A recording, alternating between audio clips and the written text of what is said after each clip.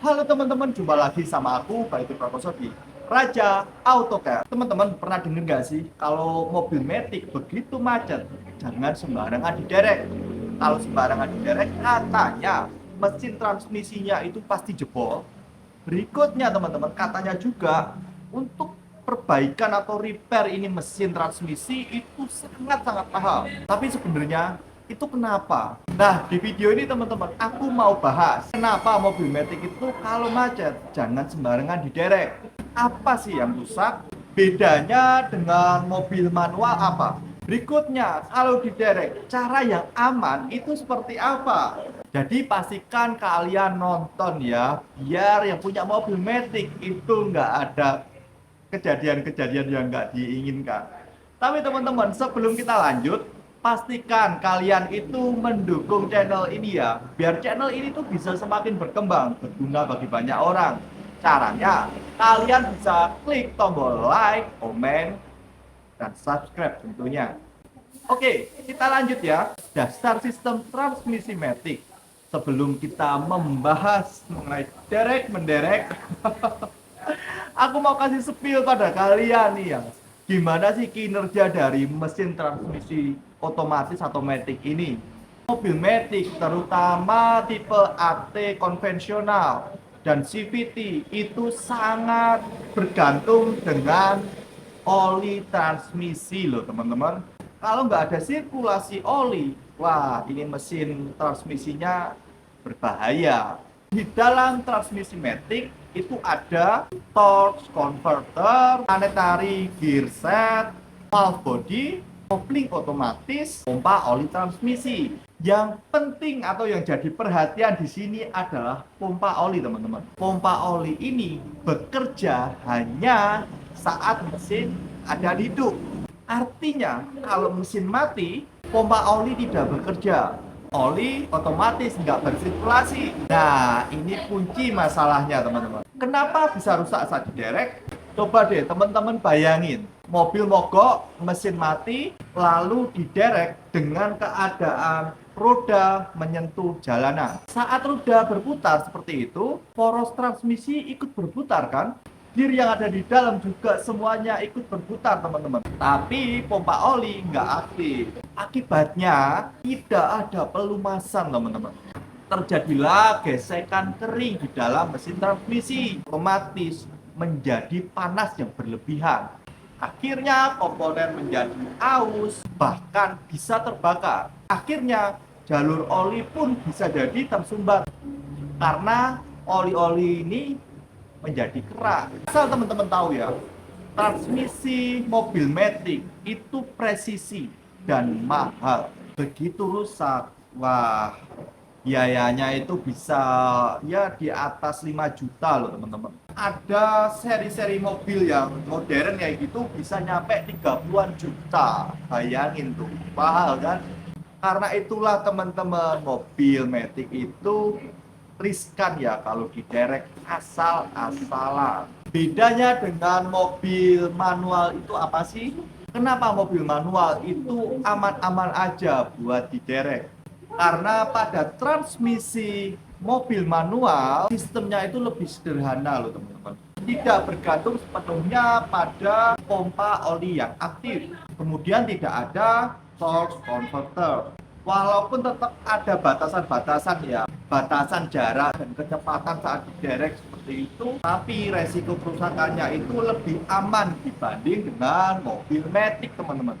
Jadi kalau kalian itu sering menjumpai mobil diderek pakai tali atau mungkin pakai rantai di jalan, nah ini mungkin mobilnya itu mobil manual. Tapi untuk mobil matic ya nggak disaranin lah untuk hal itu. Jenis penggerak dan resikonya. Resiko itu juga bergantung pada jenis penggeraknya teman-teman. Untuk jenis FWD, front wheel drive, kalau diderek kemudian roda depan itu yang menapak jalan seperti itu, ini sangat berbahaya. Kalau RWD, rear wheel drive, roda belakang saat diderek itu yang menentu jalanan, Wah, ini juga berbahaya teman-teman. Kalau four wheel drive lebih parah lagi. Ini kalau diderek, wah, beresiko tinggi teman-teman. Karena empat rodanya itu menjadi sistem penggerak. Intinya kalau roda penggeraknya itu yang menyentuh jalan saat diderek, untuk mobil matic sangat-sangat tidak dianjurkan, berpotensi ada kerusakan fatal. Cara derek yang benar seperti apa? Cara paling aman dan direkomendasikan yaitu dengan metode towing. Mobil diangkat sepenuhnya, nggak ada roda yang bersinggungan langsung dengan jalanan. Ada alternatif lain, menggunakan roda bantuan. Jadi roda penggeraknya itu diangkat, kemudian di bawahnya diberi roda yang lebih kecil ukurannya. Apakah batasan itu sudah paten kayak gitu teman-teman? Sebenarnya gini ya, kalau untuk darurat, beberapa pabrikan itu memperbolehkan untuk diderek, tapi ada batasan-batasan. Biasanya ya itu nggak boleh jarak yang terlalu jauh. Berikutnya nggak boleh juga terlalu kencang. Jadi jalannya harus ekstra pelan. Mungkin jarak antara mobil yang mogok ini dengan tempat perbaikan itu lumayan jauh ya, mungkin sering berhenti seperti itu.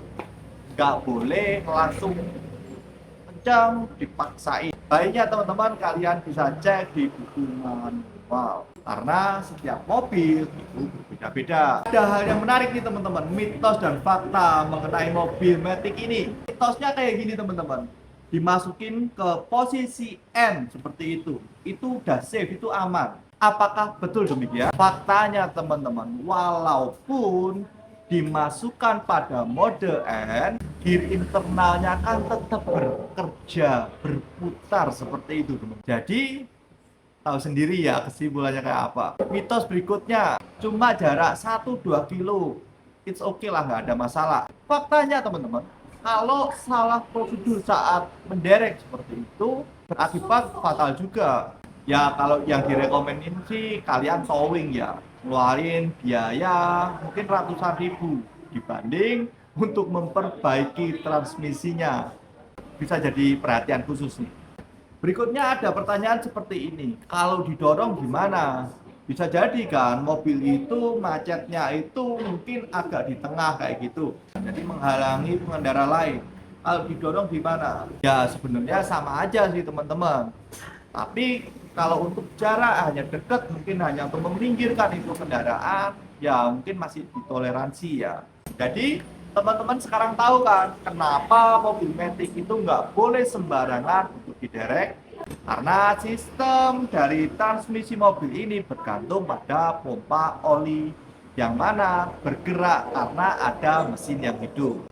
Kalau mesin hidup aman, kalau mesin mati, wah ini resikonya berbahayalah. Jadi itu ya teman-teman, pembahasan mengenai mobil matic yang nggak boleh sembarangan untuk diderek. Saya Bayu Prakoso, apapun permasalahan mobilmu, Raja Autocare solusinya. See you.